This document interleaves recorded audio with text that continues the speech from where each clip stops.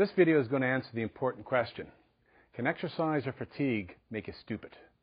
Now, you may have watched a number of different sporting events, and at the end of the game, in a basketball game, the basketball player passes it off to the wrong person, or the football quarterback throws the ball into an empty area, and you ask, how could they do that?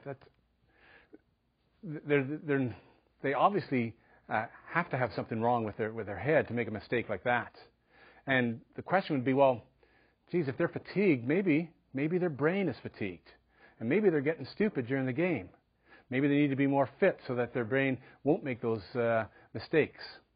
Well, when you take a look at the amount of blood going to the brain, it changes dramatically with exercise.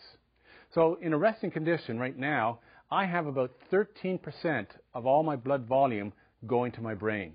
And that's about 750 milliliters of blood.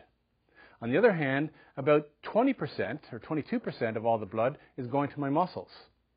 Now, in resting conditions, my cardiac output from my heart is probably around 5 liters per minute.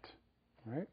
Now, what if I start exercising? I do some light exercise. Now, I go for a jog. I'm not tired. I'm just doing a nice little jog.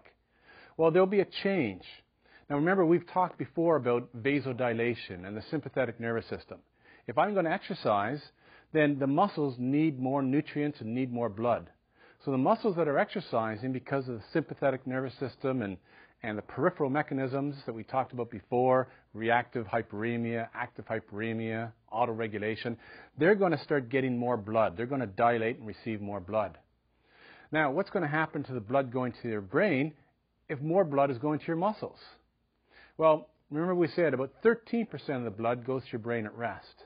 If I do light activity, only about 8% of the blood goes to my brain. So I'm getting less relative amount of blood going to my brain. What about heavy activity? If I do high intensity exercise, does it change even more? Well, remember I said about 20 or 22% of all the blood goes to your muscles when you're at rest. With heavy activity, it can go up to 88 or 90% of all the blood that's being pushed out by the heart. The cardiac output will go to your muscles. How much is going to your brain? 3% with heavy exercise. So you'd think that's a pretty easy question. You go from 13% when you're at rest, 8% with light exercise, only 3% with heavy exercise. Obviously, the brain must not be getting enough nutrients, and you're stupid when you're tired. Well, what you have to remember in this equation is that your cardiac output increases dramatically with exercise. So remember I said that at rest, your cardiac output would be about 5 liters per minute.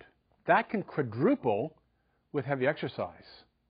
So it can go 4 times higher. You can go up to 20, 25 liters per minute. So let's look at the relative versus the absolute. 13% goes to your brain at rest, 750 milliliters in absolute terms. Then you drop down to 8% with light activity. But because you've got a greater cardiac output, it's still 750 milliliters of blood going to your brain. Now you drop down to 3%, so you're relatively less blood going to your brain. But absolutely how much is going? About 900 milliliters. So even with heavy exercise, you actually get more blood going to your brain, not less. So you get relatively less blood, but absolutely more blood going to your brain. So the reason that quarterbacks or basketball guards or anybody in an athletic event makes mistakes at the end of the game isn't because their brain isn't receiving enough blood or oxygen. It may be the stress of the situation. It could be a number of other factors. But no, you're not getting stupider with exercise. You're getting more blood to the muscles. You're even actually getting more blood to the brain.